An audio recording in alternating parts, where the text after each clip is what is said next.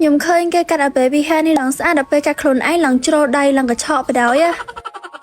បន្ទាប់ពីស្រេហើយស្អាតដែរតើប៉ុតទៅមកខាងទៀតកញ្ឆក់បាត់រៃខលយកសក់បាំងទៅលេងធ្វើអីវិញហើយមកថ្ងៃនេះចង់មកនិយាយពី make up ទេអ្នកនរគ្នាដោយសារ make up មួយនេះគឺខ្ញុំស្រឡាញ់ខ្លាំងមែនតើមកឃើញមុខរបស់ខ្ញុំឡើងស្អាតចឹងដើម្បី make up ឲ្យចេញមុខស្អាតបែបហ្នឹងអ្នកនរគ្នាត្រូវទៅរកជាមួយនឹង cushion ណាដែលមានសាច់ម្សៅស្ដើងហើយបិទបាំងស្នាមមកល្អដោយ cushion ណាសិកានេះចឹងគឺបិទបាំងស្នាមមកល្អខ្លាំងមែនតើហ្មងហើយតប់ទៅក៏មានកក់ម្សៅអីទេជាពិសេសសាច់ម្សៅនេះខាំជាប់មុខបានយូរម៉ោងមែនតើមួយថ្ងៃវងថ្ងៃក៏មុខរបស់យើងមើលទៅនៅតែ smooth រលោងដែរបន្ទាប់មកទៀតយើងមកធ្វើការដាក់ជាមួយនឹង blush របស់ brand Nasica blush មួយនេះសាច់របស់គេតុនដូចមួយឈីចឹងពេលដាក់ទៅលើមុខទៅងាយស្រួល blend មែនតើហើយមានសំណើមតិចៗតើគឺថា concealer blush មួយគឺខ្ញុំប្រើឡើងពេញមុខហើយកន្លែងនេះខ្ញុំប្រើពិសេសនេះអ្នកគ្នាអាច sell ទុកបានដោយសារធ្វើឲ្យមុខរបស់យើងមើលទៅផុសស្អាតមែនតើសូម្បីកន្លែងមាត់ក៏ចឹងដែរបន្ទាប់ពីខ្ញុំ blend ចូលគ្នាអ្នកគ្នាឃើញឲ្យគឺថាមាត់របស់ខ្ញុំមើលទៅឡើងពេញស្អាតហ្មងខ្ញុំអត់សូវស្រឡាញ់មុខរបស់ខ្ញុំបែប glow ចឹងពេកទេអ្នកគ្នាខ្ញុំចង់ឲ្យមុខរបស់ខ្ញុំមើលទៅមែនចឹងខ្ញុំមកធ្វើការប្រើប្រាស់ជាមួយនឹង loose powder របស់ brand Nasica loose powder នេះគឺល្អខ្លាំងមែនតើហ្មងអ្នកគ្នាឃើញឲ្យពេលដាក់ទៅគឺថាមុខរបស់យើងមើលទៅឡើងម៉ត់ហើយជាពិសេសរនយើអីគឺឡើង blur ស្អាតមែនតើហើយជួយ lock make up របស់យើងឲ្យជាប់កាន់តែយូរទៀតហើយសំខាន់ណាស់អត់មានកក់ម្សៅ